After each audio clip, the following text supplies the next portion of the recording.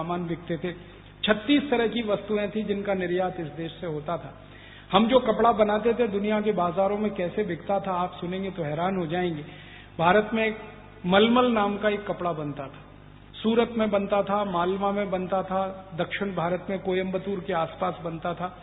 वो मलमल का कपड़ा जब दुनिया के बाजार में बिकने के लिए जाता था तो तराजू के एक पलड़े में वो कपड़ा रखा जाता था, दूसरे पलड़े में उसके भार के बराबर सोना रखा जाता था, तब वो कपड़ा बिकता था। कारण क्या था? हम अकेले थे जो वो कपड़ा बनाते थे, मोनोपोली थी हमारी पूरी दुनिया में उस कपड़े। तो हमने कपड़ा बेचकर सोना कमाया और वजन के बराबर। आज से 300-400 साल पहले तक कपड़ा बिकता था वजन से, अभी कपड़ा बिकता है मीटर से, 1 मीटर, 2 मीटर, 5 मीटर। 300 साल बिकता था आधा किलो, 1 किलो, 2 किलो, 5 किलो, और जितने वजन का कपड़ा उतने वजन का सोना मिलता था। अब 3000 साल कपड़ा बेच बेच कर हम सोना कमाते रहे, इसलिए सोने का भंडार इस देश में बढ़ा। हम लोहा बेचते थे, सारी दुनिया के देश हमसे लोहा खरीदते थे। आपको सुनकर हैरानी होगी, स्टील बनाने की टेक्नोलॉजी सबसे पहले भारत में विकसित हुई 10वीं शताब्दी।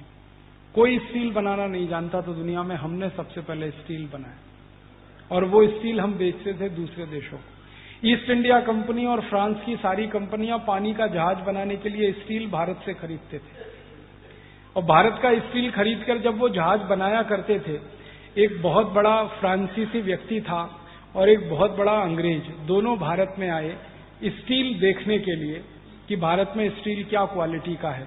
तो यहां से कुछ स्टील वो खरीद के ले गए और उनकी लेबोरेटरी में टेस्ट किया तो पता चला उससे अच्छा स्टील कोई बनाता नहीं दुनिया।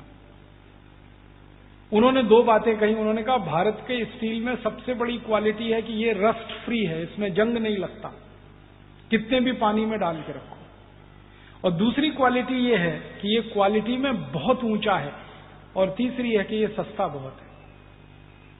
तो ईस्ट इंडिया कंपनी वाले यहां से स्टील खरीदते थे, और ईस्ट इंडिया कंपनी के अधिकारियों ने लिखा है कि भारत के स्टील से जो जहाज वो बनाते थे पानी का, वो जहाज कम से कम 65 से 70 साल चलता था, और अंग्रेजी स्टील से जो जहाज बनाया जाता था वो 15 साल में ही टूट जाया करता। ईस्ट इंडिया कंपनी के कई अधिकारियों ने अपनी डायरियों में लिखा है कि हम भारत में जहाज खरीदने आते थे, नया जहाज खरीदने के पैसे नहीं होते थे तो पुराना खरीद के ले जाते थे।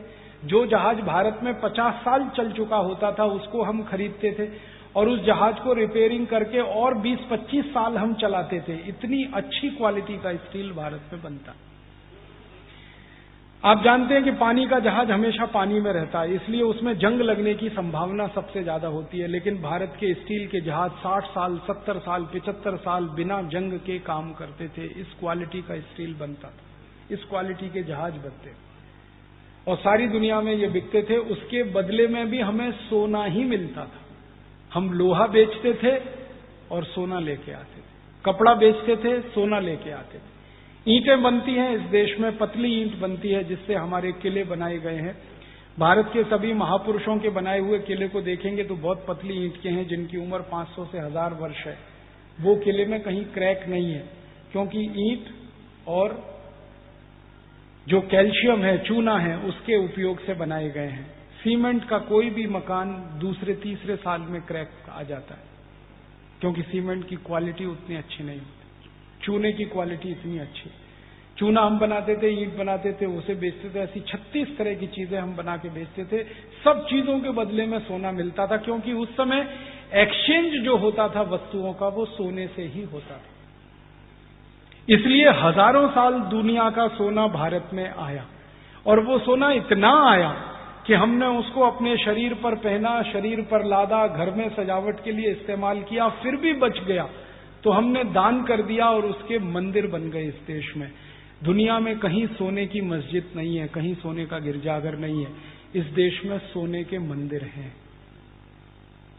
अंग्रेजों के जमाने में तो 13,000 से ज्यादा थे। जब अंग्रेज हिंदुस्तान में आए और उन्होंने सर्वेक्षण किया तो उन्होंने लिस्ट बनाई है कि 13,780 सोने के मंदिर हैं भारत, और एक एक मंदिर के पास सैकड़ों मीट्रिक टन सोना होता था। अंग्रेजों के दस्तावेजों में दर्ज है गुरुवायूर का मंदिर केरल में, फिर उसके बाद तमिलनाडु के मंदिर, तंजौर के मंदिर, फिर उसके बाद हमारा तिरुपति बालाजी का मंदिर। ऐसे हिंदुस्तान में 13,000 से ज्यादा मंदिरों में टनों टन सोना लगा हुआ है। और अंग्रेज लिख रहे हैं कि इस सोने को ही लंदन ले जाना पड़े तो 1000 साल लगेगा। इतना धन संपत्ति इस देश में था। एक अंग्रेज आया इस देश में, उसका नाम था मैकॉले, टीबी मैकॉले, जिसने भारत की शिक्षा व्यवस्था को बदल दिया पूरा। उस मैकॉले का एक भाषण का एक वाक्य सुनाता हूं। ब्रिटिश पार्लियामेंट में वो एक भाषण दे रहा है 2 फरवरी 1835 को, और वो बोल रहा है, I have travelled length and breadth of this country India. मैंने संपूर्ण भारत देश को देख लिया। लेंथ एंड ब्रेथ माने उत्तर, दक्षिण, पूरब, पश्चिम, सब जगह में भारत में घूम लिया। और वो कहता है कि I have spend 17 years continuous in India. वो कहता है 17 साल में भारत में रहा, पूरा भारत मैंने घूमा। और घूमने के बाद वो कहता है, I have not seen a single person who is a bagger and thief in this country.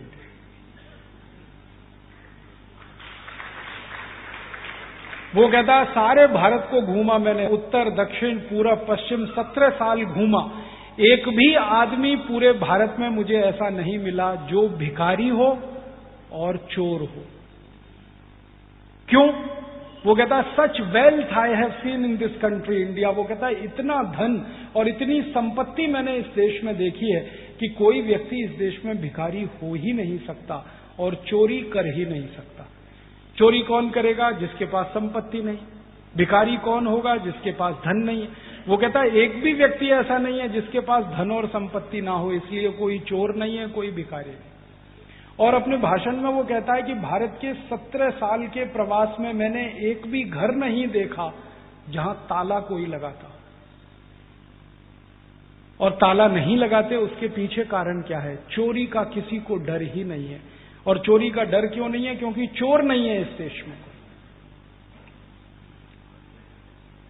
फिर वो कहता है कि भारत में इतना धन और इतनी संपत्ति है, एक एक घर में मैं कभी जाता हूं तो वहां सोने के सिक्कों का ढेर ऐसे लगा रहता है जैसे चने का ढेर होता है, गेहूं का ढेर होता है। एक एक घर में इतना सोना, एक एक घर में इतने सोने के सिक्के। वो कहता है इस देश को हम कभी भी गुलाम नहीं बना सकते। क्यों? क्योंकि इंग्लैंड से कई गुना ज्यादा पैसे वाला ये देश है। इसलिए इस देश को अगर गुलाम बनाना है तो लूटना पड़ेगा। पहले इस देश की संपत्ति को लेके जाना पड़ेगा लंदन।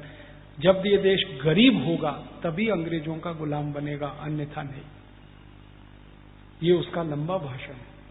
ये भाषण बताता है कि कितना पैसे वाला, कितना संपत्ति वाला, कितना समृद्धशाली देश था। फिर यही भाषण बताता है कि अंग्रेजों ने किस तरह से लूट मचाई इस देश की, जो आज दुनिया का सबसे गरीब देश ये हो गया। तो इस लूट के खिलाफ भारतवासियों का विद्रोह हुआ था 1857 में, और भारतवासियों ने अंग्रेजों को मार भगाने की कसम खाई हुई थी, और वो कसम उन्होंने पूरी की थी। 10 मई से विद्रोह शुरू हुआ। 1 सितंबर 1857 तक सारे अंग्रेज इस देश में मारे गए, एक भी जिंदा नहीं बचा। यूनियन जैक उनका हर जगह से उतर गया और हर जगह भारत के राजाओं के, रियासतों के झंडे उस समय फहराने लगे। उस समय तिरंगा झंडा नहीं होता था इस देश में। हर राज्य के अपने अपने झंडे हुआ करते थे। सतारा राज्य का अपना झंडा था, ये कोल्हापुर रियासत थी, इसका अपना झंडा था, पुणे रियासत का अपना झंडा था।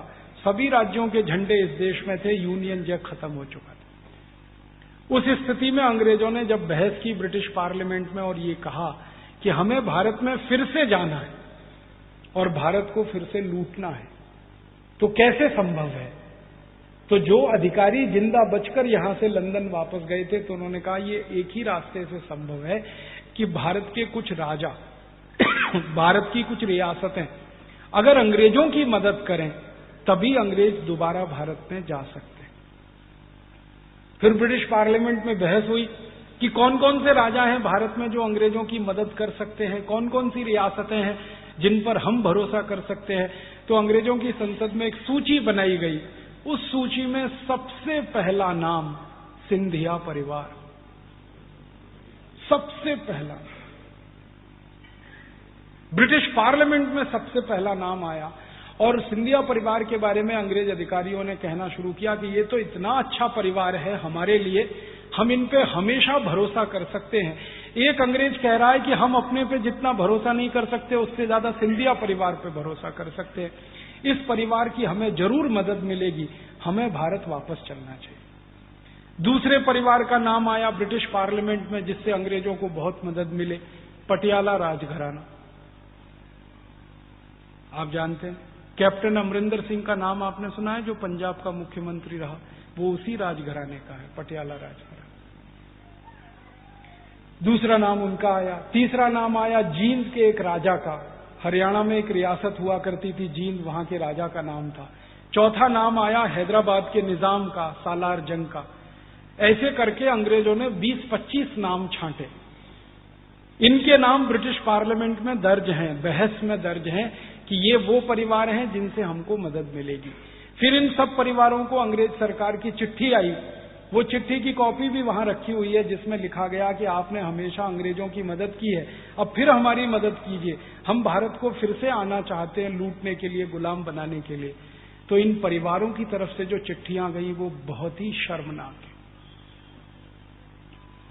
सिंधिया परिवार से चिट्ठी गई, उसमें कहा गया कि हम तो हमेशा से आपके, आप बिल्कुल शक मत करिए, आप वापस आइए इस देश में, हम आपको अपनी सेना देंगे, पैसे देंगे, आपको जो चाहिए वो मदद करें। ये जो हैदराबाद का निजाम था, इसने चिट्ठी भेजी, उसने कहा मेरी पूरी सेना आपके लिए है, मेरा पूरा खजाना आपके लिए। जींद के राजा ने कहा सब कुछ मैं आपको न्यौछावर कर दूंगा। तो ऐसे 20-25 राजघराने इस देश में निकले जिन्होंने अंग्रेजों को मदद करने की कसम खाई, और उनकी मदद से अंग्रेज दोबारा इस देश में आए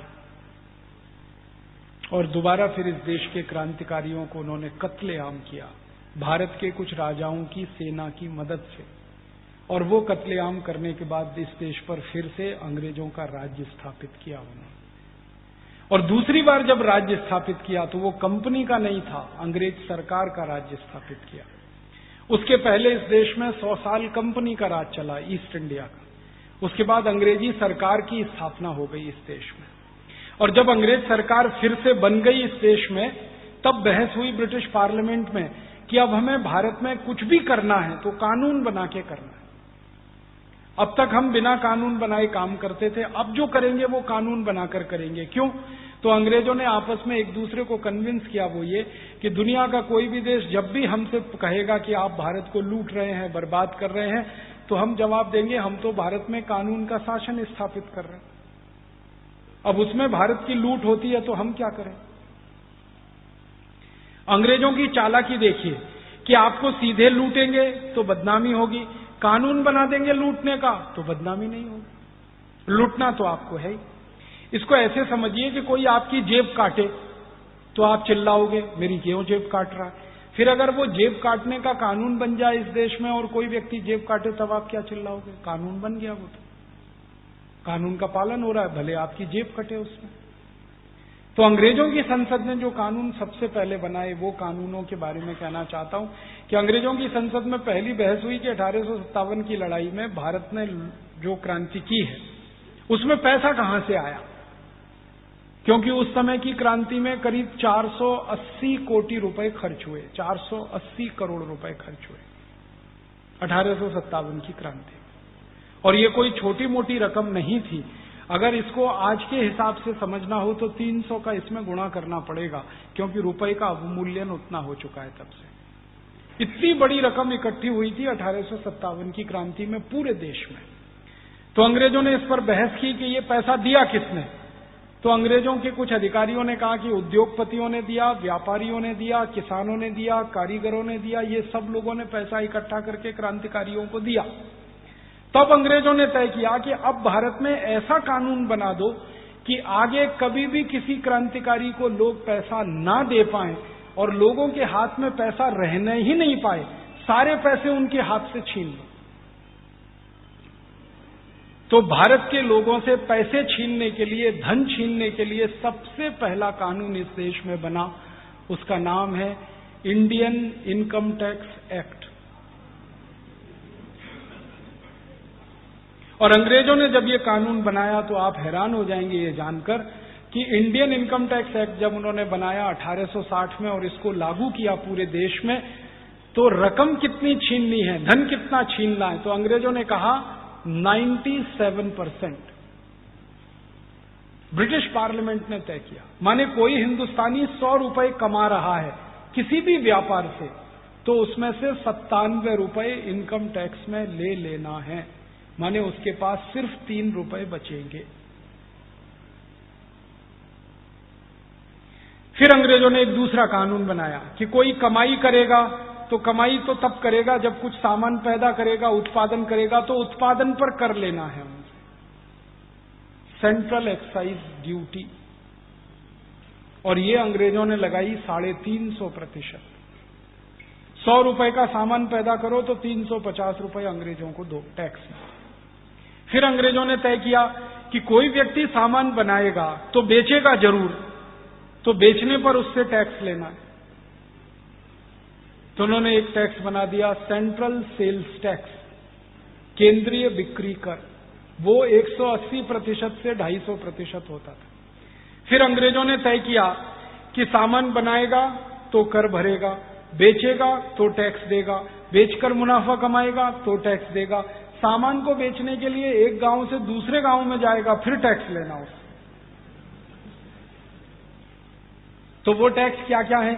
अंग्रेजों की बनाई गई सड़क पर से जाएगा तो रोड टैक्स लेना, अंग्रेजों के बनाए गए पुल से जाएगा तो टोल टैक्स लेना, जिस गांव में सामान बनाएगा म्युनिसिपल कॉरपोरेशन का टैक्स लेना। ऐसे कर करके उन्होंने सारे टैक्स के कानून ला दिए इस देश। उद्देश्य क्या था? एक ही उद्देश्य, भारतवासियों से पैसे छीनने हैं, भारतवासियों से धन छीनना है, संपत्ति छीननी है और उसको लंदन लेके जाना है। जब ये कानून लागू हो गए, इंडियन इनकम टैक्स आ गया, सेंट्रल एक्साइज आ गया, सेंट्रल सेल्स टैक्स आ गया, रोड टैक्स आ गया, टोल टैक्स आ गया, म्युनिसिपल कॉरपोरेशन का टैक्स आ गया, 20 तरह के टैक्स उन्होंने लगा दिए। तब लूट और ज्यादा हो गई इस देश की। और उस लूट का दुष्परिणाम ये निकला कि धन तो सारा लंदन चला गया, इस देश के सारे उद्योग खत्म हो गए। क्योंकि किसी उद्योग पर आप 350% एक्साइज ड्यूटी लगा दोगे तो कितना महंगा कर दिया आपने उस सामान। फिर सेल्स टैक्स लगा दोगे, फिर इनकम टैक्स ले लोगे, फिर रोड टैक्स ले लोगे, फिर टोल टैक्स ले लोगे। अल्टीमेटली दुष्परिणाम यह हुआ कि भारत की वस्तुएं महंगी होती गई और वो वस्तुएं बाजार में बिकना कम होती गई, तो भारत का एक्सपोर्ट खत्म हो गया, निर्यात खत्म हुआ, तो दूसरे देशों से जो सोना चांदी आता था वो बंद हो गया और धीरे धीरे आमदनी इस देश की घटती गई। आज भारत की हैसियत दुनिया में ऐसी है कि 200 देशों में सबसे गरीब देशों में भारत का नंबर आता है। आज से थोड़े साल पहले तक दुनिया के 200 देशों में सबसे अमीर देशों में भारत का पहला नंबर आता था। इतना परिवर्तन हो गया। अब मैं कहना चाहता हूं आज की बात कि अंग्रेजों ने तो इनकम टैक्स लगाया, सेंट्रल एक्साइज लगाया, टोल टैक्स लगाया, रोड टैक्स लगाया, हाउस टैक्स लगाया, कॉरपोरेशन टैक्स लगाया, सारा धन लूट के लंदन ले जाने के लिए। वो विदेशी थे, लूट का सारा धन लंदन लेके जाना है, ये उनका घोषित उद्देश्य था। वो कोई सेवा करने नहीं आए थे इस देश में, कोई धर्मादा खाता खोलने नहीं आए थे। अब होना क्या चाहिए था? 15 अगस्त 1947 को आजादी आई, तो आजादी आते ही लूट के जितने कानून अंग्रेजों ने बनाए टैक्सेशन के नाम पर, वो सब खत्म होने चाहिए थे, सब कानून जला देने चाहिए थे। लेकिन आजादी के 62-63 साल के बाद भी वो सारे कानून लगे हुए हैं इस देश में।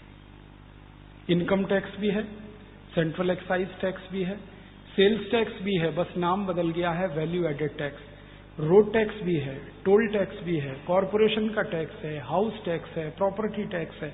बस अंतर इतना है कि गोरे अंग्रेजों ने जो टैक्स लगाए थे वो 23 थे, काले अंग्रेजों ने जो टैक्स लगा रखे हैं वो 64 है, 64।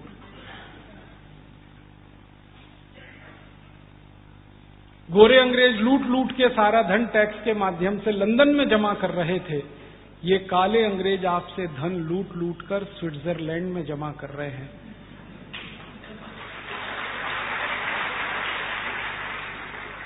देश में कोई बहुत परिवर्तन नहीं आया। आप सोचिए, अंग्रेज लूटे 23 टैक्स लगा के, अंग्रेजों के बाद की सरकार आपको लूटे 64 टैक्स लगा के, और फिर भी पेट ना भरे सरकार का। हर साल एक नया टैक्स, हर साल एक नया टैक्स, हर साल। अंग्रेजों ने कभी जिंदगी में सर्विस टैक्स नहीं लगाया इस देश में, काले अंग्रेजों ने लगा दिया सर्विस टैक्स। माने सेवा करना भी अब टैक्स भर के। पहले तो भारत में कहा जाता है कि भारत सेवा करने वालों का देश है, जो भी सेवा करें उनको टैक्स भी भरना पड़े इस देश में। और ये काले अंग्रेज तो इतने खतरनाक हैं कि गोरे अंग्रेज साल में अंतिम समय टैक्स वसूला करते थे, ये काले अंग्रेज तो एडवांस में ही पूरा टैक्स वसूलते हैं आपसे। आप गाड़ी खरीदने जाइए 4 पहिए की, तो खरीदते समय पूरी जिंदगी भर का रोड टैक्स आपसे ले लेंगे। चाहे गाड़ी आप 6 महीने चला के उसको तोड़ दें, फोड़ दें, वो टूट जाए, उनको लेना देना नहीं, पूरी जिंदगी भर का टैक्स आपसे ले लेंगे। तो एक बार रोड टैक्स ले लिया, अब उस गाड़ी को लेकर जब सड़क पर चलेंगे तो हर 50 किलोमीटर पर टोल टैक्स अलग से लेंगे। इतने हरामी और बेईमान हैं ये काले अंग्रेज।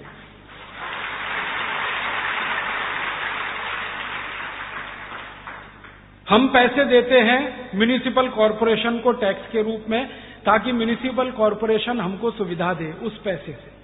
मुझे अभी पता चला कि कोल्हापुर के म्युनिसिपल कॉरपोरेशन को सैकड़ों करोड़ का जो आप टैक्स देते हैं, उस म्युनिसिपल कॉरपोरेशन ने एक 48 किलोमीटर की सड़क बनाने का ठेका दे दिया है किसी को 233 करोड़ में, 237, 270 करोड़ में 48 किलोमीटर की सड़क बन रही है। ये बन के तैयार हो जाएगी तो आपसे टोल टैक्स लेने की तैयारी चल रही है। आपके टैक्स के पैसे हैं, म्युनिसिपल कॉरपोरेशन के पास और पैसा आएगा कहां से? आपने टैक्स दे दिया एक बार कॉरपोरेशन को, पेट भर जाना चाहिए उनका, वो नहीं भर रहा है। उस टैक्स के पैसे से सड़क बन रही है, उस सड़क पर आप चलेंगे तो टोल टैक्स अब आपको जिंदगी भर 30 साल के लिए देना पड़ेगा। ऐसी लूट मचा रखी है इन काले अंग्रेजों। सारे देश में ये लूट मार है टैक्स की, और इस लूट मार के 3 दुष्परिणाम हैं। सबसे पहला दुष्परिणाम है कि जो चीजें सस्ती होनी चाहिए वो 64 तरह के टैक्स लगने से बहुत महंगी है। डायरेक्ट टैक्स तो 2 लगे हुए हैं इस देश में, इनकम टैक्स और कॉर्पोरेट टैक्स, और 62 तरह के इनडायरेक्ट टैक्स लगे हुए हैं। और आपको मालूम है, थोड़ा भी अर्थशास्त्र का ज्ञान हो तो डायरेक्ट टैक्स की जो मार पड़ती है वो किसी अमीर के ऊपर होती है, श्रीमंत के ऊपर होती है, लेकिन इनडायरेक्ट टैक्स की जो मार होती है वो गरीबों पर सबसे ज्यादा पड़ती है। गरीब मार खाते हैं उसकी, इनडायरेक्ट टैक्स की। और इस देश में उसके दुष्परिणाम ये हैं, जो चीज आपको 1 रुपए में मिलनी चाहिए वो 70 रुपए में मिल रही है, जो 70 रुपए में मिलनी चाहिए वो 7,000 रुपए में मिल रही है। ऐसी लूट मची। मेरे हाथ में एक बॉल पेन है, ये बाजार से आप खरीदो 10-12 रुपए का मिलेगा, ये फैक्ट्री में सिर्फ 1.5 रुपए का बनता है। मेरे हाथ में एक रिस्ट वॉच है, आप इसको बाजार से खरीदो 500-550 रुपए की बनेगी, मिलेगी, ये कारखाने में 70 रुपए की बनती है। आप एक सीमेंट का पैकेट बाजार से खरीदते हैं ना 246-250 रुपए का, फैक्ट्री में वो 76 रुपए का बनता है। 1 लीटर पेट्रोल जो आप बाजार से 50 रुपए में खरीदते हैं वो 12 रुपए में तैयार होता है। 1 लीटर डीजल जो आप 35 रुपए में खरीदते हैं वो 7.5-8 रुपए में बनता है। 1 लीटर केरोसिन जो आप बाजार से 20-25 रुपए में खरीदते हैं वो 7-7.5 रुपए का 1 लीटर होता है। कोई भी चीज जो आप खरीद रहे हैं बहुत महंगी कीमतों पर, उसका सबसे बड़ा हिस्सा है टैक्स और दूसरा बड़ा हिस्सा है कंपनी का प्रॉफिट। दोनों मिलकर आपको लूट रहे हैं। और ये टैक्स के माध्यम से हम जो धन देते हैं हमारी सरकारों को, वो कोई थोड़ा बहुत नहीं है। हम लोगों ने एक बार हिसाब निकाला, केंद्र सरकार को जो हम टैक्स देते हैं, राज्य सरकार को जो टैक्स देते हैं और म्युनिसिपल कॉरपोरेशन को जो टैक्स देते हैं, वो एक साल में कुल मिलाकर 20 लाख करोड़ रुपए है। केंद्र सरकार को हम एक साल में देते हैं 6.25 लाख करोड़ रुपए टैक्स में। 31 राज्य हैं इस देश में, सभी राज्यों की राज्य सरकारों को हम देते हैं 12 लाख करोड़ रुपए एक साल में, और करीब 2 लाख करोड़ रुपए हम देते हैं 2 से 2.5 लाख करोड़ म्युनिसिपल कॉरपोरेशन को। कुल मिलाकर 20 लाख करोड़ रुपए सालाना हम टैक्स में दे देते हैं। अब इतना रकम हम सरकार को टैक्स में दे देते हैं, केंद्र को, राज्य को, म्युनिसिपल कॉरपोरेशन को। ये कितनी बड़ी रकम है, अंदाजा है आपको? इस 20 लाख करोड़ रुपए को अगर आप टैक्स में ना दें, 1 मिनट के लिए सोचें, सरकार को ना दें, टैक्स में ना दें, ये सारी रकम गरीबों में ऐसे ही दान कर दें, तो पूरी गरीबी इस देश में 1 साल में ही खत्म हो जाती। और अगले साल इस रकम को आप बेरोजगारों को दान कर दें तो बेरोजगारी दूसरे साल में खत्म हो जाती। फिर इस रकम को तीसरे साल लोगों को दे दें तो इतनी रकम से जो सोना आता है, भारत के 6,38,365 गांव की सड़क सोने से बन जाती है। और चौथे साल फिर ये रकम आप दे दें लोगों को, तो एक सड़क सोने से बनी, उसके ऊपर दूसरी सड़क फिर सोने से हम बना सकते हैं। और 4-5 साल के बाद तो मैं सोचने लगा कि क्या करें 20 लाख करोड़ का, समझ में नहीं आता। मतलब देश का विकास करना 20 लाख करोड़ रुपए सालाना के टैक्स में 5 साल में ही संभव है। 5 साल से ज्यादा नहीं लगेगा इस देश को विकास होने। गरीबी, भुखमरी, बेकारी सब दूर हो जाती है। लेकिन ये सरकारें 62-63 साल से टैक्स लेती जा रही हैं, हमारी ना गरीबी दूर कर पा रही हैं, ना बेकारी दूर कर पा रही हैं, ना पीने का पानी दे पा रही हैं, ना चलने को सड़क दे पा रही हैं, ना दवाएं हमारे पास हैं, ना डॉक्टर हमारे पास हैं, ना स्कूल हमारे पास हैं, ना स्कूलों में टॉयलेट हमारे पास हैं। मुझे बहुत दर्द होता है ये कहते हुए, आजादी के 63 साल में इस देश के 3.5 लाख गांवों में पूरा अंधेरा है, बिजली नहीं है। आजादी के 63 साल, लगभग 2.5 से 3 लाख गांवों में चलने की सड़क नहीं है। लगभग 3 लाख गांव में कोई डॉक्टर नहीं है, कोई हॉस्पिटल नहीं है, कोई दवा नहीं है। 50 करोड़ भारतवासी निरक्षर हैं जिनको हम पढ़ा नहीं सके आजादी के 62-63 साल।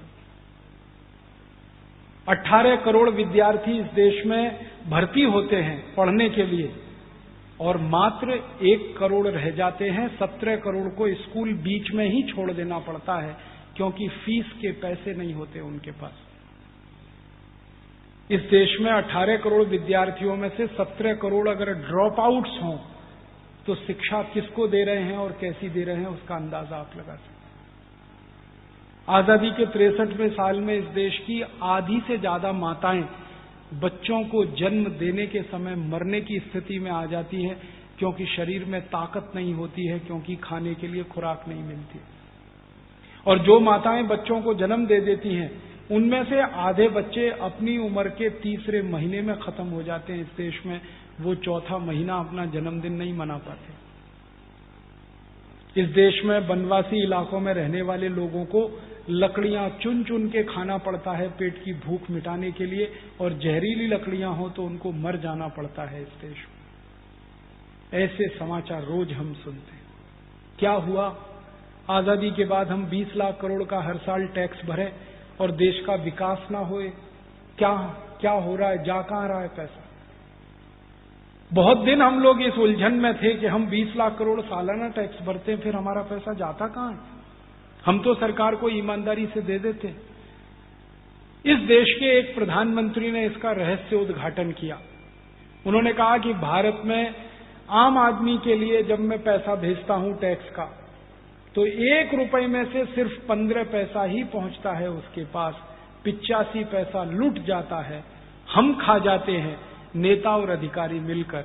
और ये बात कही थी भारत के प्रधानमंत्री राजीव गांधी। उन्होंने कहा था कि हम नेता और अधिकारी इस देश को जोंक की तरह से चूस रहे हैं, इस देश का विकास नहीं कर रहे हैं। और एक बार हिम्मत से उन्होंने ये कहा था कि मुझे इस देश की राजनीति की सफाई करनी है ऐसे दलालों से जो देश को जोंक की तरह से नोच रहे हैं, वो देश का विकास नहीं होने दे रहे। ऐसे दलालों से मुझे इस देश को मुक्त कराना। लेकिन नहीं हो पाया। राजीव गांधी ने 1984 में ये कहा कि 1 रुपया जब दिल्ली से भेजा जाता है तो 15 पैसा पहुंचता है। अब 2009 की स्थिति ये है कि 1 रुपया जब दिल्ली से भेजा जाता है तो 10 पैसा भी नहीं पहुंचता।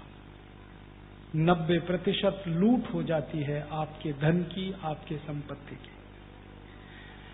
हम सुना करते थे इतिहास में कि इस देश में कुछ डाकू हुए, डाकू मोहर सिंह, डाकू माधो सिंह, डाकू जालिम सिंह, जो लूटते थे लोगों को, लेकिन मुझे तो वो आज के नेताओं से ज्यादा अच्छे लगते, क्योंकि मैंने उन डाकुओं के बारे में पढ़ा है। वो लूटते थे अमीरों को और गरीबों की बेटियों की शादी कराते थे उस पैसे से। वो लूटते थे अमीरों को और गरीबों को दे देते थे वो पैसा। तो उनमें थोड़ी मानवता थी, थोड़ी सामाजिकता थी, भले वो लूटते थे। लेकिन आज के ये जो नए डकैत पैदा हुए हैं, जिनको नेता और अधिकारी कहते हैं, ये तो सब लूट लूट के अपने ही घर में भरते, अपने भाई को, अपने भतीजे को, अपनी बेटी को, अपने कुत्ते को, अपनी बिल्ली को, अपने ही लोगों को। ये तो सारे अकेले लूट के खा रहे हैं इस देश के धन। हमारे देश की आजादी के पिछले 63 वर्षों में जो नेता हुए हैं, जिन्होंने देश की सत्ता व्यवस्था संभाली है, ऐसे नेताओं के बारे में एक रिसर्च का काम हम लोगों ने शुरू किया है। और वो रिसर्च इस बात की है कि जब ये सत्ता में आए थे तो इनके पास कितना धन और संपत्ति था, और सत्ता में आने के थोड़े ही दिनों में कितना धन और संपत्ति हो गया। तो वो लिस्ट जब बनी तो पता चला कि देश के लोगों का तो विकास नहीं हुआ, पुढ़ारियों का विकास हुआ है, नेताओं का विकास हुआ है। देश का विकास तो नहीं हुआ, अधिकारियों का विकास हुआ है इस देश में। मतलब सीधा सा ये है कि हर साल जो टैक्स का धन आप दे रहे हैं 20 लाख करोड़, उसका 90% लूट कर नेता और अधिकारी अपना घर भर रहे हैं, स्विस बैंकों में जमा कर रहे हैं। 10% विकास के काम में लग रहा है। विकास इसलिए नहीं हो रहा है देश का। आप तो दे रहे हैं धन विकास के लिए, लेकिन वो लूट रहा है पूरे देश का। तो दर्द हमारे दिल में यही है कि पहले अंग्रेज लूटा करते थे जिस धन को, लंदन ले जाते थे, अब काले अंग्रेज लूट रहे हैं उस धन को, स्विट्जरलैंड ले जा रहे हैं। व्यवस्था तो वही चल रही, नीतियां तो वही चल रही हैं, नियम तो वही चल रहे हैं। लूट तो हम तब भी रहे थे, लूट आज भी रहे। इसलिए इस देश की इस व्यवस्था को, जिसको लोकतंत्र कहा जाता है, मैं मजाक में कहता हूं कि लोकतंत्र नहीं है, लूट तंत्र है। ये कहीं से भी नहीं दिखाई देता कि ये लोकतंत्र। हम जब नेताओं से बात करते हैं, पुढ़ारियों से बात करते हैं, तो सीधा सवाल करते हैं कि भाई आपको 20 लाख करोड़ पिछले साल टैक्स में दिया, विकास क्यों नहीं हुआ? 20 लाख करोड़ तो बहुत बड़ी रकम होती। तो वो कहते हैं कि इस सिस्टम में लीकेज है, और लीकेज में वो चला जाता है। लीकेज का मतलब समझते, लूटमारी की व्यवस्था इस तंत्र में है, वो उसमें चला जाता है। तो इस लीकेज को जब तक भरेंगे नहीं, लूटमारी की व्यवस्था को जब तक आप रोकेंगे नहीं, इस धन को बचाएंगे नहीं, विकास इस देश का हो नहीं सकता।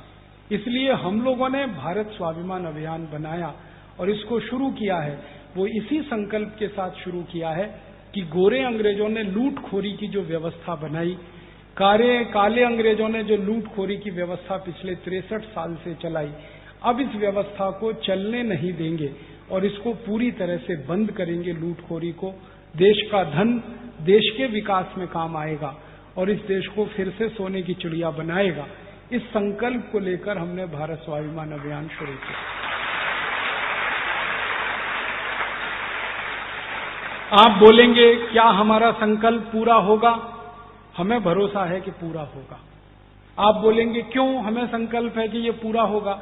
हमें संकल्प ये इस बात से आता है कि अगर भारत के लोगों ने जागरूक होने के बाद गोरे अंग्रेजों को इस हिंदुस्तान से भगा दिया, जिनकी दुनिया 50 देशों में चलती थी, जिनका साम्राज्य दुनिया में 50 देशों में चलता था, जिनका सूरज कभी नहीं डूबता था, ऐसे गोरे अंग्रेजों को भारतवासियों ने अगर मार के भगा दिया इस देश से, तो हमें विश्वास है कि आज के काले अंग्रेजों को भी ये भारतवासी मार के भगा देंगे इससे।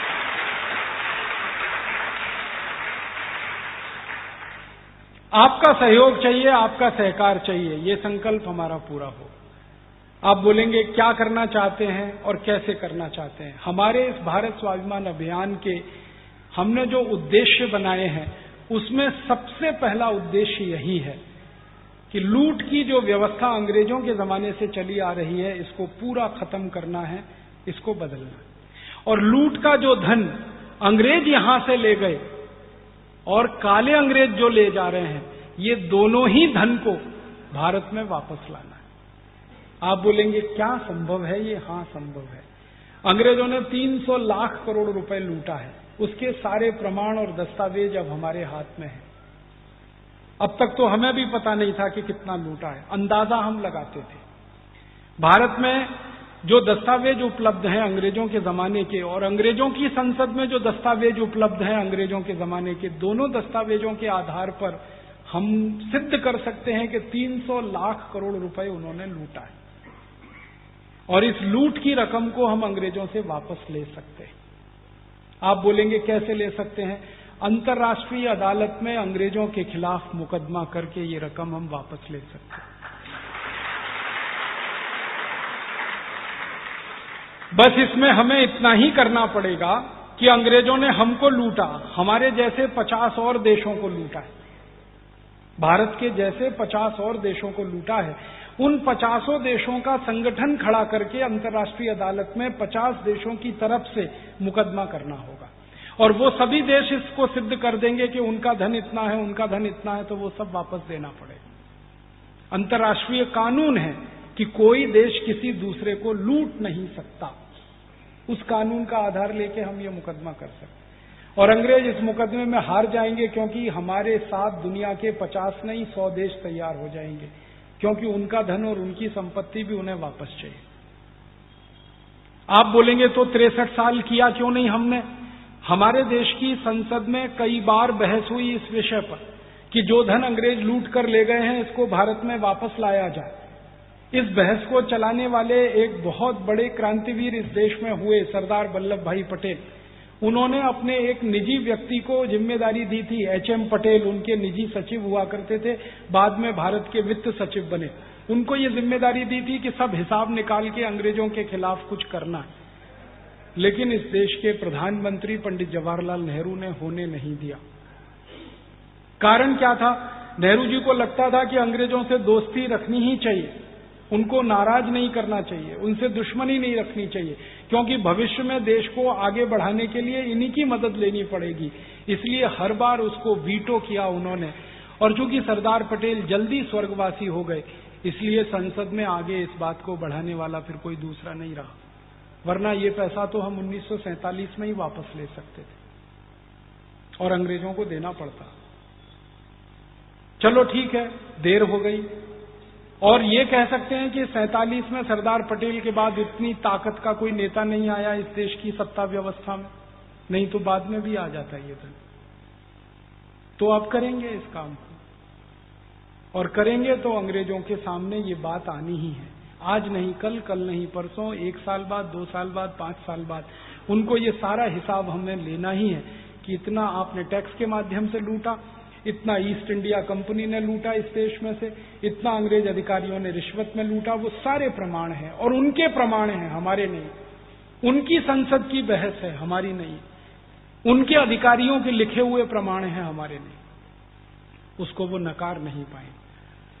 तो ये 300 लाख करोड़ हम वापस लाएंगे, आज नहीं तो कल। हमारा तो संकल्प इतना है कि वर्तमान राजनीतिक पार्टियां और दल अगर इस पैसे को लाने में हमारी मदद नहीं करेंगे तो हम नई राजनीतिक पार्टी, नए दल बनाएंगे इस देश में, उनकी मदद से इस पैसे को।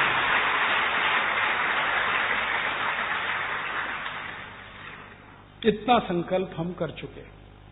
दूसरा संकल्प हमारा है कि जो काले अंग्रेज पिछले 63 साल से लूट लूट कर स्विट्जरलैंड और विदेशी बैंकों में जमा कर रहे हैं, ये धन भी हम वापस लाएंगे। आप बोलेंगे ये कितना है? स्विट्जरलैंड की बैंकों में अब तक हमारे नेता और अधिकारियों ने जो लूट कर धन जमा किया है वो 1500 अरब डॉलर है और 1500 अरब डॉलर को आप रुपए में निकालें तो 75 लाख करोड़ रुपए निकलता है। और अभी एक नई जानकारी आई है देश में, वो ये कि स्विट्जरलैंड की बैंकों के अलावा दुनिया में कुछ और देशों की बैंकें हैं, वहां भी भारतवासियों ने धन रखा है। एक पनामा नाम का छोटा सा देश है, गिनी बिसाऊ नाम का एक छोटा सा देश है, टोबैगो नाम का एक देश है, ट्रिनिडाद नाम का एक देश है, ऐसे दुनिया में छोटे छोटे, लिचेस्टन नाम का एक देश है, ऐसे कई देशों में भी और धन जमा है और वो करीब 35 लाख करोड़ है। माने कुल मिलाकर 110 लाख करोड़ रुपए आजादी के 62 साल में इन नेताओं ने लूटकर विदेशों में जमा किया है। अब आप तुलना कर लीजिए, अंग्रेजों ने 250 साल में 300 लाख करोड़ लूटा और इन काले अंग्रेजों ने 62 साल में 110 लाख करोड़ लूट लिया इस देश में। माने ये काले अंग्रेज कम खतरनाक नहीं है। मुझे तो कई बार लगता है कि इन काले अंग्रेजों में रॉबर्ट क्लाइव की आत्मा प्रवेश कर गई, डलहौजी की आत्मा प्रवेश कर गई। इन्होंने भी बहुत लूटा इस देश को, तो इस लूट के धन को भी वापस लाना है। आप बोलेंगे ये कैसे आएगा? इसके लिए भी कुछ रास्ते हैं। 4 रास्ते से ये धन वापस आ सकता है। सबसे पहला रास्ता यह है कि जिन नेताओं ने, अधिकारियों ने 62 साल में ये धन भारत से लूटा है और ये विदेशी बैंकों में जमा किया है, इस पूरे धन को भारत की संसद की मदद से हम राष्ट्रीय संपत्ति घोषित करा दें। पूरे धन को, 110 लाख करोड़ को। तो आप बोलेंगे इसका फायदा क्या है? अभी ये जो 110 लाख करोड़ जमा है अलग अलग देशों की बैंकों में, स्विट्जरलैंड के साथ साथ, ये सब नेता और अधिकारियों की निजी संपत्ति के रूप में जमा है। हम उसको भारत की राष्ट्रीय संपत्ति घोषित कर दें संसद से कानून बनाकर, तो सारी बैंकों को ये पैसा हमें वापस देना पड़ेगा, क्योंकि अंतर्राष्ट्रीय स्तर पर जो कानून है वो ये कि किसी भी देश का राष्ट्रीय धन या राष्ट्रीय संपत्ति उसी देश की राष्ट्रीय बैंक में जमा हो सकती है, विदेशी बैंकों में जमा नहीं हो सकती। अभी ये धन निजी संपत्ति है, व्यक्तिगत है, तो कहीं भी जमा कर दिया। फिर अगर ये राष्ट्रीय संपत्ति हो गया तो भारत की बैंकों में ही इसे रखा जा सकता है। रिजर्व बैंक में रख सकते हैं, स्टेट बैंक में रख सकते हैं, पंजाब नेशनल बैंक में रख सकते हैं, महाराष्ट्र बैंक में रख सकते हैं। भारत की बैंकों में ही रखना पड़ेगा, ये नियम है। इस नियम का हम उपयोग करें अपने देश के हित में और संसद से कानून बनवाएं। कानून बनवाने के लिए संसद में प्रस्ताव लाना पड़ेगा। हमारी इस समय पूरी ताकत लगी हुई है कि जो संसद चल रही है इस समय, उसके कुछ मेंबर्स को कन्विंस करके हम प्रस्ताव डलवाएं और एक लाइन का प्रस्ताव, 15 अगस्त 1947 के बाद जितना धन भारत के बाहर गया वो भारत की राष्ट्रीय संपत्ति है। संसद इस प्रस्ताव पर बहस करे, फिर वोट पड़े और ये कानून पास हो जाए।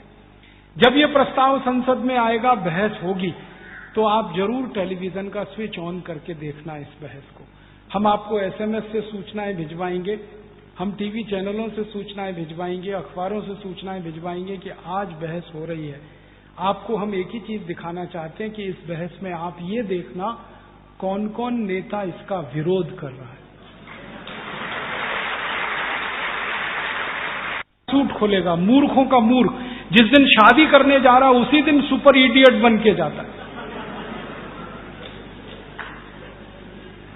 और मैं अक्सर उसको कहता हूं, भाई तुमने 3 पीस सूट और टाई पहना है, तुम्हारी धर्मपत्नी को स्कर्ट पहनाओ। पत्नी को कहेगा साड़ी पहनो और खुद 3 पीस सूट और टाई लगा के चलेगा। पत्नी भारत की है, पति इंग्लैंड वाला है। हम कहते हैं पति पत्नी गाड़ी के 2 पहिए हैं गृहस्थी के, एक पहिया ट्रैक्टर का, दूसरा साइकिल का। कैसे चलेगा ये? काहे को ये अंग्रेजी भूषा पहन रखी है? भारत में इतनी गर्मी है, यहां ना सूट पहनने की जरूरत है ना टाई लगाने की।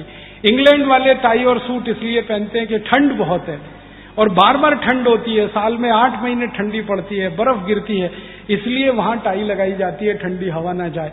और टाई उन्होंने इसलिए भी लाई है, 14वीं शताब्दी के पहले टाई नहीं थी वहां अक्सर लोगों को सर्दी जुकाम होता रहता है, नाक बहती रहती है, तो जेब से वो कागज निकाल के पोंछ के रखते रहते हैं। फिर एक बार उनको लगा कि गले में ही लटका लो, उसको रखना नहीं पड़ेगा, इसलिए टाई लाई है। आप क्यों इसको लटका के घूम रहे हैं? और मुझे बहुत त्रास होता है जब छोटे छोटे बच्चों को मैं स्कूल जाते देखता हूं, एकदम टाइट टाई, 3 साल का 4 साल का बच्चा, इतनी टाइट टाई कि जो नसें खून की प्रवाह को बनाने के लिए हैं वो ही बंद हो जाए, बच्चे तो वैसे ही पागल हो जाए। ये बंद करिए अंग्रेजी भूषा, कुछ अच्छी नहीं है। अपनी भूषा बहुत अच्छी है, धोती है, लुंगी है, कुर्ता है, पजामा है, वगैरह वगैरह, ये सब भारत की भूषा, इनका ही उपयोग करिए। अंग्रेजी भूषा छोड़िए, अंग्रेजी भाषा छोड़िए, अंग्रेजी भोजन भी छोड़िए। Pizza, burger, hot dog, cold dog, chow mein, विचित्र विचित्र नाम है। हॉट डॉग, गरम कुत्ता, कोल्ड डॉग, ठंडा कुत्ता। मूर्खों के भोजन कर रहे हैं। अपने पास कुछ कमी है क्या भोजन में? भारत में मैंने एक दिन सोचा, जिस दिन मेरा जन्म हुआ वो दिन से गिनकर जिस दिन मेरी मृत्यु होगी वो दिन तक हर दिन एक नया व्यंजन बना के मैं खा सकता हूं। इतनी विविधता भारत के भोजन में है। उनके पास तो ले दे के एक ही है, हॉट डॉग, कोल्ड डॉग, और वो भी क्या है, वो है ना पाव रोटी, बस एक पाव रोटी, एक डबल रोटी, उसी को काट के उसमें सलाद भर लो, उसको काट के उसमें कुछ भर लो, बस यही है। यूरोप के कितने देशों में पाव रोटी, डबल रोटी, अमेरिका में कितने स्थानों पर पाव रोटी, डबल रोटी, इसके अलावा कुछ खाते ही नहीं, क्योंकि बनाना नहीं आता कुछ। गेहूं है हमारे पास, उनके पास भी है। गेहूं का आटा उनके पास भी है, हमारे पास भी है। लेकिन हम गेहूं के आटे से कम 70-80 चीजें बना सकते हैं। पूड़ी बना सकते हैं, कचौड़ी बना सकते हैं, रोटी बना सकते हैं, पराठा बना सकते हैं, कई तरह के पराठे बना सकते हैं, कई तरह की पूरियां बना सकते हैं। यूरोप वाले एक ही चीज बनाते हैं, पाव रोटी, डबल रोटी। कुछ आता ही नहीं बनाना, क्योंकि टेक्नोलॉजी नहीं है उनके पास इसकी। भारत की आई और ताई हर घर में जो व्यंजन बना सकती है, यूरोप में कोई नहीं बना सकता। हमारे यहां जो गरम गरम रोटी बना के खाने की परंपरा, यूरोप में तो सिर्फ सपना देखते हैं लोग उसका, कि गरम रोटी खाने को मिले, सवाल ही नहीं उठता। वो तो बाजार से बनी बनाई लाते हैं, और पाव रोटी 3 महीने पुरानी होती है, डबल रोटी 3 महीने पुरानी होती है, उसी को खाते हैं। सब्जी बनाना आता नहीं तो बाजार से डब्बा बंद सब्जी लाते हैं, उसको प्लेट में निकाल के ऊपर से मीट डाल के खाते हैं। दाल कोई जानता नहीं। और बाकी मिठाइयां इतनी तरह तरह की हम जो बना के खाते हैं, उनके पास एक ही मिठाई है, आइसक्रीम, और कुछ है ही नहीं। गरीब लोग हैं, उनके चक्कर में आप क्यों फंस गए?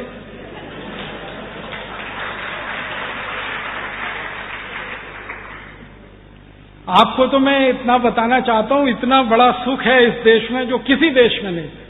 आप भारत में रहते हैं, घर में हर दिन नया व्यंजन बना के खा सकते हैं, वहां होटलों में भी नहीं मिलता। आप भारत में रहते हैं, हर दिन आपके घर के सामने कोई दूध वाला आएगा, भैंस लेके आएगा, गाय लेके आएगा, दूध निकाल के आपको घर में देके जाएगा। अमेरिका में तो दूध लाने के लिए कम से कम 100 मील गाड़ी चला के जाना पड़े, और वो भी दूध मिलेगा तो डब्बा बंद मिलेगा। फ्रेश मिलने की कोई गारंटी नहीं है, क्योंकि वो दूध का डब्बा 7-8 दिन पुराना है। आपके देश में कितना बड़ा सुख है, आपने कपड़े धोए, उसको इस्त्री करने के लिए कोई आपके घर के सामने आकर इस्त्री करके चुपचाप देके जाएगा। अमेरिका में तो इस्त्री करवाना दूसरों से स्वर्ग जैसा सुख है। कोई इस्त्री करने नहीं आता, इस्त्री करवाने के लिए 50 मील गाड़ी चला के जाना पड़ता है, फिर देके आना पड़ता है, 1 हफ्ते में वापस मिलेगा। भाजी पाला बेचने वाला आपके घर आके देके जाता है, भाजी ले लो, आप बोलोगे नहीं चाहिए, फिर भी कहेगा ले लो, फिर भी कहेंगे आप नहीं चाहिए, तो कहेगा चलो कुछ बात तो कर लो, भाजी नहीं लेनी है छोड़ो। आपकी पूछेगा, बच्चों की पूछेगा, अपनी सुनाएगा, बच्चों की सुनाएगा, थोड़ा आपका उसका आत्मिक रिश्ता बन जाएगा। भाजी बिके न बिके, लेकिन आपका रिश्ता उसके साथ ऐसा पक्का हो जाएगा। यूरोप और अमेरिका में तो कोई किसी की सुनता नहीं है, वहां तो डिपार्टमेंटल स्टोर है, चुपचाप घुस जाओ, मशीन की तरह से अपनी चीजें डब्बे में रख के बाहर निकल आओ, कोई पूछेगा नहीं, कोई बोलेगा। पागल हो जाएंगे आप तो, सच बता रहा हूं। अगर अमेरिका जाके 3 महीने भी रह जाए तो पागल ही होके आएंगे। सिजोफ्रेनिया से कम बीमारी नहीं मिलेगी आपको वहां से आने। जो भी भारतवासी जाते हैं थोड़े दिन में परेशान हो जाते हैं, कोई बोलने वाला नहीं, कोई बात करने वाला नहीं। यहां तो सड़क चलता, हर आदमी आपसे बोलता है, बात करता है, वहां कोई किसी से बात नहीं करता। और गलती हो गई कुछ तो जेल हो जाती है सीधे। मेरा एक दोस्त है, अमेरिका में रहता है, वो और उसकी पत्नी एक अमेरिकन कंपनी में नौकरी करते हैं, IBM में। थोड़े दिन पहले उनसे एक गलती हो गई, वो भारत से गए हैं तो उनको पता नहीं अमेरिका कैसा है। तो वो मेरा जो दोस्त है, पति पत्नी, उनको कोई बच्चा नहीं। तो एक दिन क्या हुआ, उनके पड़ोस का एक बच्चा फुटबॉल खेल रहा था, उसने बॉल को किक मारा, सड़क पे आके बॉल गिर गई। तो मेरा ये दोस्त उसको देख रहा था, उसने बॉल उठा के बच्चे को देने के लिए ले गया, तो बच्चा दौड़ के आया, तो इसने बॉल छोड़ के उस बच्चे को उठा लिया। बच्चे की मां ने बालकनी से देखा और उसके ऊपर केस फाइल किया, सूट फाइल किया कि मेरे बच्चे का अपहरण इसने करने की कोशिश की। अब मेरा भाई, मेरा दोस्त और उसकी पत्नी दोनों 17 साल के लिए जेल में बंद है। 17 साल उनकी जिंदगी जेल में कटेगी। अब वो मुझे कई बार कहते हैं कि हमने बहुत भारी गलती की अमेरिका आके, लेकिन अब समझ में आता है कि भारत और अमेरिका का अंतर क्या है। वहां पड़ोसी के बच्चे को गोद में लेने पर जेल हो जाती है और भारत के सारे बच्चे पड़ोसी के घर में ही बड़े होकर जवान होते हैं। हमें तो याद ही नहीं है हमारे बच्चों की, वो तो पड़ोसी के घर में खाना खाते हैं, वहां खेलते हैं, वहीं सो जाते हैं, अगले दिन घर में वापस आ जाते हैं। कोई चिंता नहीं, कोई टेंशन नहीं, कोई तकलीफ। बहुत अंतर है हमारी सभ्यता उनकी सभ्यता में, हमारी संस्कृति उनकी संस्कृति में, हमारी परंपरा उनकी परंपरा में, हमारी मान्यता उनकी मान्यता में। तो मैं आपसे यही कहना चाहता हूं कि आप अपनी मान्यता, अपनी परंपरा, अपनी संस्कृति, अपनी सभ्यता का ध्यान रखिए। विदेशी मान्यता, विदेशी परंपरा, विदेशी संस्कृति में फंसेंगे तो ना तो भारतीय बनेंगे, ना आप उनके जैसे बनेंगे, खिचड़ी बनकर अधकचरे हो जाए। इसलिए हर स्तर पर कोशिश करिए कि आप भारतीय ही रहें। बच्चों का जन्मदिन मनाना है, भारतीय तरीके से मनाइए, अंग्रेजियत में मत जाइए। केक खरीद के लाना, फिर मोमबत्ती लगाना, फिर मोमबत्ती को जलाना, फिर फूंक मार मार के बुझाना। अब बुझाना था तो जलाया क्यों? और हमारे घर में तो जलता हुआ दीपक तब बुझाते हैं जब किसी की मृत्यु होती है। जन्मदिन हुआ कि मरण दिन, क्यों मना रहे हैं ऐसा जन्मदिन? भारतीय पद्धति का प्रयोग करिए, मंदिर में जाइए, दीपक जलाइए, गरीबों को खाना खिलाइए, कुछ दान करिए, बच्चों को वो परंपरा में सिखाइए, उनकी आदतें वैसी बनाइए। हर स्तर पर भारतीय बनिए। मेरी आपको एक विनम्र अपेक्षा है, भाषा में भारतीय होना, भूषा में भारतीय होना, भोजन में भारतीय होना, भजन में भारतीय होना, भेषज में भारतीय होना, औषधि वो भी पूरी भारतीय उपयोग करें। क्योंकि जो औषधि आपके देश में पैदा हुई है वही आपके अनुकूल होगी। जो औषधि आपके यहां पैदा नहीं हुई है, बाहर से आई है, वो आपके अनुकूल कैसे होगी? एलोपैथी की कोई भी दवा खाएंगे, वो ठंडे देश के लोगों के लिए बनाई गई दवाएं हैं, वो गर्मी ही करने वाली हैं। और आप गर्म देश में रहते हैं और एलोपैथी खाएंगे, मर जाएंगे। इतने साइड इफेक्ट्स होंगे कि परेशान हो जाएंगे। इसलिए अंग्रेजी दवाओं में एक बीमारी जाती है, दूसरी आती है, दूसरी जाती है, तीसरी आती है, तीसरी आती है, चौथी जाती है।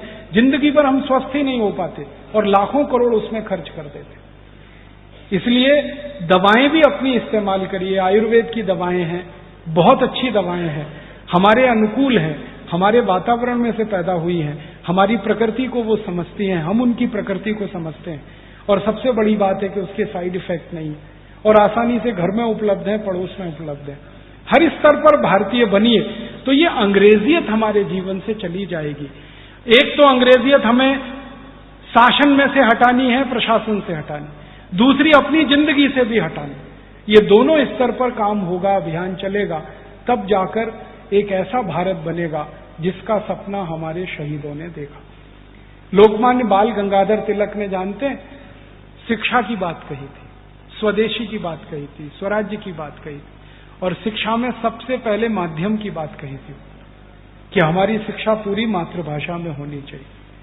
और उसके लिए बहुत बड़ा अभियान उन्होंने चलाया था। अब मुझे दुख इस बात का होता है कि लोकमान्य बाल गंगाधर तिलक के देश में जो अभियान उन्होंने कभी मराठी माध्यम की शालाओं के लिए चलाया या गांधी जी ने हिंदी माध्यम की शालाओं के लिए चलाया, अब उस देश में अंग्रेजी माध्यम की शालाएं खुलती जाए, कॉन्वेंट स्कूल, पब्लिक स्कूल। और हम कॉन्वेंट स्कूलों में अपने बच्चों को पढ़ा रहे हैं बड़े गर्व से कि हमारे बच्चे कॉन्वेंट में पढ़ते हैं। कॉन्वेंट का अर्थ तो समझ लीजिए होता क्या है। कॉन्वेंट का अर्थ है लावारिस बच्चों का स्कूल। इंग्लैंड में मैंने आपसे कहा ना, एक्स्ट्रा मैरिटल अफेयर्स है, पर स्त्री गमन, पर पुरुष गमन। और कई बार इंग्लैंड में ज्यादातर बच्चे जो है ना बिना मां बाप के हैं, क्योंकि 70 से 80% बच्चे बिना शादी के पैदा होते हैं। अब बिना विवाह के बच्चे पैदा होंगे तो आई वड़िल पता नहीं, तो लावारिस है। उनको पढ़ाने के लिए कॉन्वेंट स्कूल चलते हैं, जिनकी आई नहीं, जिनके वड़िल नहीं, जिनका पिता नहीं, मां नहीं। और उन कॉन्वेंट स्कूलों में बच्चों को बताया जाता है ये तुम्हारे फादर हैं, ये तुम्हारी मदर है, क्योंकि असली का पता नहीं, नकली से काम चलाते। स्कूल में टीचर नहीं होते, मदर फादर होते, क्योंकि असलियत में नहीं। अब हम हमारे बच्चों को कॉन्वेंट में भेजते हैं और उनको भी वही मदर फादर सिखाते हैं। हमारे तो घर में है, फिर स्कूल में और एक हो गए। मालूम है किसी भी बच्चे की 2 आई हो सकती है, 2 पिता नहीं होते कभी। भगवान कृष्ण की 2 आई थी, पिता एक ही थे। राम की 3 आई थी, पिता एक ही थे।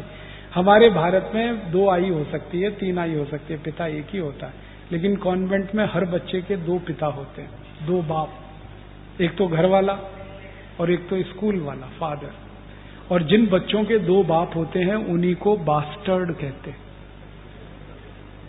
बहुत खराब गाली है बास्टर्ड। हम हमारे बच्चों को कॉन्वेंट में भेज भेज के बास्टर्ड क्यों बना रहे? बंद करिए ना। फिर आप बोलेंगे मराठी माध्यम स्कूल नहीं है, बहुत है। हिंदी माध्यम स्कूल है, मराठी माध्यम स्कूल है, उनमें पढ़ाइए अपने बच्चों को। और अगर आप कॉन्वेंट में भेजेंगे नहीं तो कॉन्वेंट तो अपने आप बंद हो जाएंगे, आपके फीस पे चल रहे हैं। और मराठी माध्यम में भेजने लगेंगे वो और खुल जाएंगे, क्योंकि वो आपकी फीस पे चलेंगे। ये तो हमारे हाथ में है कि हम किन शालाओं को बढ़ाते हैं और किन को बंद कराते हैं। कहने का मेरा एक ही मतलब है, अंग्रेजों को भगा दिया है तो इस अंग्रेजी से क्यों चिपके हुए हैं, इसको भी भगाइए। हमारी जिंदगी से हटाइए, हमारे व्यवहार से हटाइए, हमारे विज्ञान से हटाइए, तकनीकी से हटाइए, समाज में से हटाइए, न्याय व्यवस्था से हटाइए, सब जगह से हटनी चाहिए। और मातृभाषा का स्थान इस देश में प्रतिष्ठित होना चाहिए। ये सब करने के लिए हम भारत स्वाभिमान अभियान चला रहे हैं। आपसे मैं एक अपील करने आया। आप बोलेंगे इस भारत स्वाभिमान में हम क्या मदद करें? आपकी बहुत बड़ी मदद चाहिए।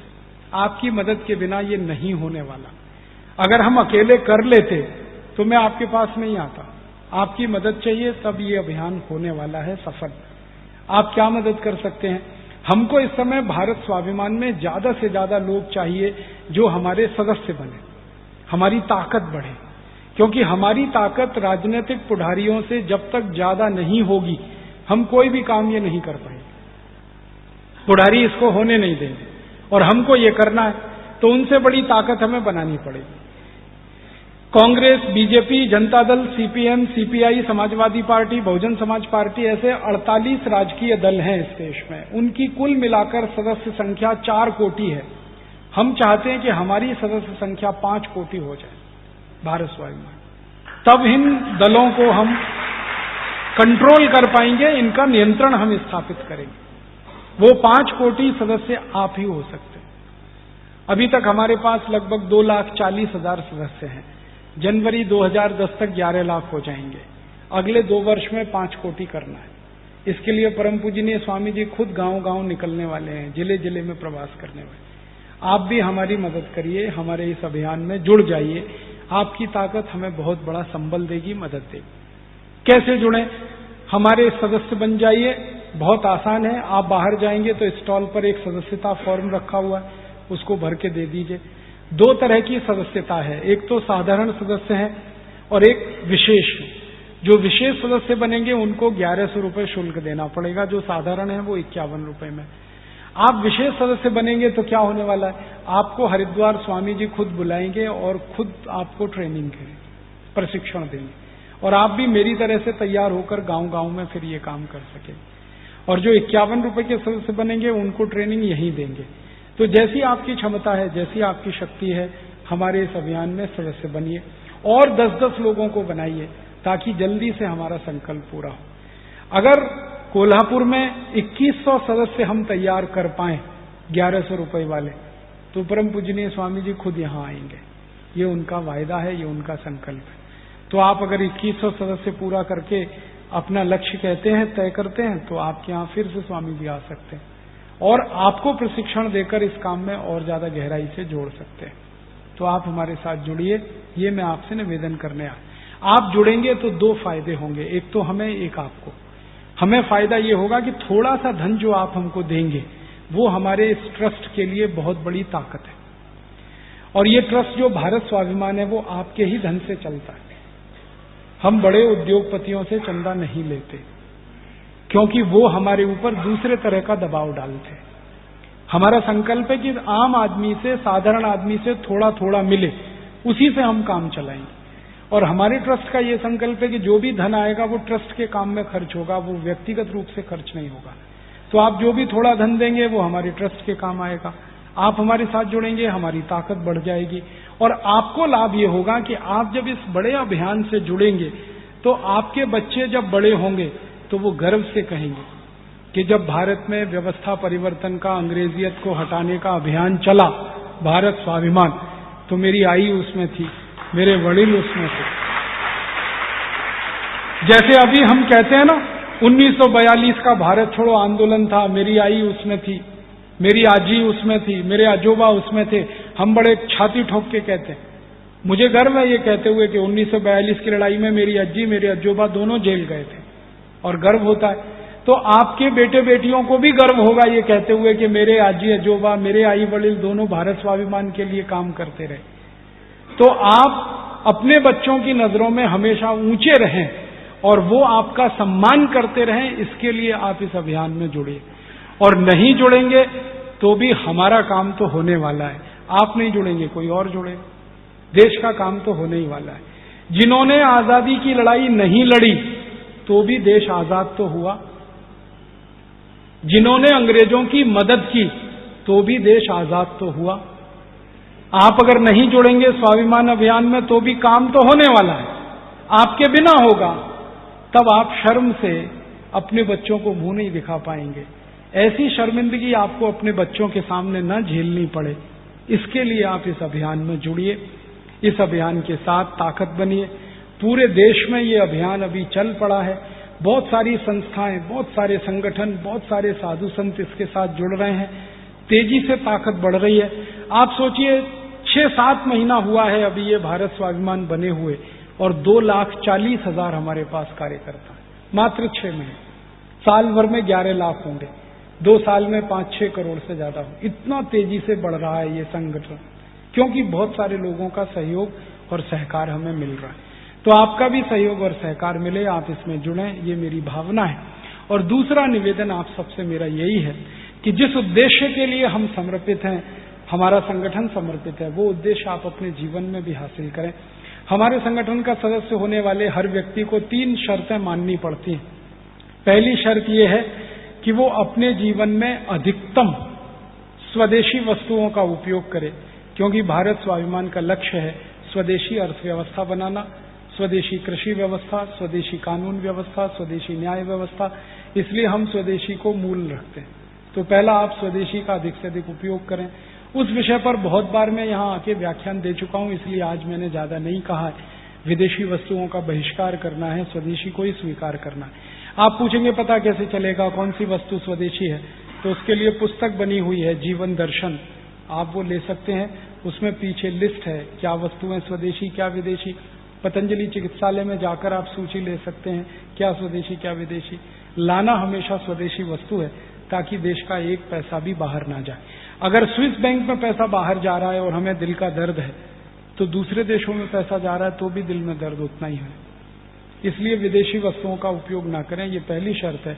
दूसरा, आप अपने जीवन में हिंदू हैं, मुस्लिम हैं, सिख हैं, ईसाई हैं, जैन हैं, पारसी हैं, जो भी हैं, वो आपके व्यक्तिगत जीवन में है। जैसे ही घर के बाहर आप निकलते हैं, आप हिंदू नहीं, सिख नहीं, मुस्लिम नहीं, ईसाई नहीं, आप सब भारतीय हैं। हमारे भारत स्वाभिमान का चिंतन है, सोच है वो ये कि हम हमारे घर में हिंदू, मुस्लिम, सिख, ईसाई कुछ भी हो सकते हैं, लेकिन सार्वजनिक जीवन में हम सब भारतवासी हैं, भारतीय हैं। इस भावना से हमें काम करना है, ताकि समाज हमारा धर्म के आधार पर, संप्रदाय के आधार पर ना बटे। ये दूसरी शर्त है। और तीसरी शर्त है वो ये कि आप सब योग सीखें, प्राणायाम सीखें, अपने को स्वस्थ बनाएं और दूसरों को स्वस्थ बनाने में मदद करें। प्राणायाम का बहुत बड़ा अभियान पिछले कई वर्षों से चल रहा है। आस्था चैनल पर स्वामी जी रोज सुबह 5 से 7:30 सबको सिखाते हैं। आप भी चैनल खोलिए, देखिए, सुनिए, सीखिए और सीखने के बाद दूसरों को सिखाइए। यहाँ कोल्हापुर में हमारे बहुत सारे योग शिक्षक हैं जो निःशुल्क कक्षाएं लगाते हैं प्राणायाम सिखाने के लिए। आप उनसे संपर्क कर लीजिए, आप प्राणायाम सीख लीजिए। 2 फायदे होंगे, आप स्वस्थ हो जाएंगे, परिवार के लोगों को स्वस्थ बनने में मदद करेंगे। हमारे देश में हर साल बीमार लोगों का इलाज करने में 6.5 लाख कोटि रुपए बर्बाद होता है। अगर हम सब स्वस्थ हो जाएं तो 6.5 लाख कोटि रुपए देश की बचत कर सकते। कितना बड़ा अमाउंट है 6.5 लाख कोटि। भारत सरकार के टोटल टैक्स कलेक्शन से बड़ा अमाउंट है ये। टैक्स इकट्ठा होता है 6.25 लाख कोटि का, हम चिकित्सा पे खर्च कर देते हैं 6.5 लाख कोटि, और वो फालतू बीमारियों पे, डायबिटीज, अर्थराइटिस, ब्रोंकाइटिस, अस्थमा, दमा, ब्रोंकियल अस्थमा, जो आसानी से ठीक होने वाली बीमारियां, एक पैसा भी जिसमें खर्च नहीं होता है, सिर्फ श्वास को ध्यान में रखना पड़ता है, प्राण को ध्यान में रखना पड़ता है, निःशुल्क ठीक होती हैं। और ऐसी बीमारियां जो कहीं ठीक नहीं होती वो प्राणायाम में ठीक होती हैं। तो आप थोड़ा प्राणायाम योग सीख लीजिए, दूसरों को सिखा दीजिए, ये तीसरी शर्त है। इन 3 शर्तों को जो भी मानेगा वो भारत स्वाभिमान का सदस्य बन सकता है। आपके लिए ये कुछ भी मुश्किल नहीं है, आप इन शर्तों को अपने जीवन में उतार सकते हैं, दूसरों को उतारने में मदद कर सकते हैं। ये मेरी आपसे विनम्र अपेक्षा है। तो मैं आपसे यही कहने आया, हमारे अभियान से जुड़िए, इसके सदस्य बन जाइए, स्वदेशी का अपने जीवन में पालन करिए, मातृभाषा को सम्मान दीजिए अपने जीवन में, अपने सामाजिक जीवन में, राष्ट्रीय जीवन में। भाषा, भूषा, भोजन, भेषज सब स्वदेशी अपनाइए, सब भारतीय अपनाइए, और दूसरों को इस मामले में सजग करते जाइए, जागरूक करते जाइए। तो एक दिन ये देश वैसा ही बनेगा जैसा हमारे शहीदों ने सोचा था। भगत सिंह का सपना था, ऊधम सिंह का सपना था, चंद्रशेखर आजाद का सपना था, लोकमान्य तिलक का सपना था, गांधी का सपना था। एक स्वदेशी भारत बने, समृद्धशाली भारत बने, गरीबी मुक्त भारत बने, बेरोजगारी मुक्त भारत बने, सारी दुनिया जिस भारत का सम्मान करे ऐसा भारत बने, सारे भारत के लोग अपनी मातृभाषाओं का सम्मान करें ऐसा भारत बने, अंग्रेजों के कानून खत्म हो, अंग्रेजों की व्यवस्था खत्म हो, ऐसा भारत बने। वो सारे के सारे भारत को बनाने की अब जिम्मेदारी हमारी है, आपकी है। ईश्वर हमें मदद करे, ईश्वर हमें शक्ति प्रदान करे, ऐसी मैं भावना रखता हूं। आप सबको ईश्वर इतनी शक्ति दे, इतनी ताकत दे कि आप इस संकल्प को पूरा करने में लग जाएं। हम सब मिलकर इस देश को एक नया देश बनाएं। यही भावना के साथ आपका आभार व्यक्त करता हूं, धन्यवाद देता हूं। आपने जो कुछ सुना है वो दूसरों को सुनाएं, ये मेरी विनम्र अपेक्षा है। और जो बातें मैंने कही हैं, इन बातों को अगर बार बार सुनना हो, बार बार दूसरों को सुनाना हो, तो कुछ मैंने CD बनाई है MP3 मेरे व्याख्यानों की, बाहर आप जाके स्टॉल से ले सकते हैं। कोई भी CD पर मेरा कॉपीराइट नहीं है, सबको कॉपी करने का कंप्लीट राइट है। आप एक CD ले लीजिए, 2 ले लीजिए, उसकी 50 कॉपी बनाइए, 100 बनाइए, 1000 बनाइए, लोगों में बांटिए। मैं कभी आपके खिलाफ मुकदमा करने नहीं आऊंगा, क्योंकि मैं मानता हूं ज्ञान किसी का नहीं है, ज्ञान सभी का है। ये अलग बात है कि मैंने 20 साल मेहनत करके कुछ ज्ञान अर्जित किया, वो आपको मैंने 2 घंटे में दे दिया। अब आप किसी और को ये दे दीजिए, वो किसी और को दे दे, वो किसी और को दे दे। ज्ञान ऐसे ही फैलता है, और ज्ञान जितना फैलता है अंधकार उतना कम होता है, त्रासदी उतनी कम होती है। ज्ञान के फैलने से ही उदय होता है हर चीज का। तो भारत का ये ज्ञान जो मैंने आपसे बांटा, शेयर किया, वो आप दूसरों को बांटें, शेयर करें। उसके लिए CD ले सकते हैं, कॉपी कर सकते हैं, करा के दूसरों को बांट सकते हैं। और हमारे इस अभियान का सदस्य बनने के लिए फॉर्म है, वो भर सकते हैं, और घर ले जाके भर के चिकित्सालय में जमा कर सकते हैं।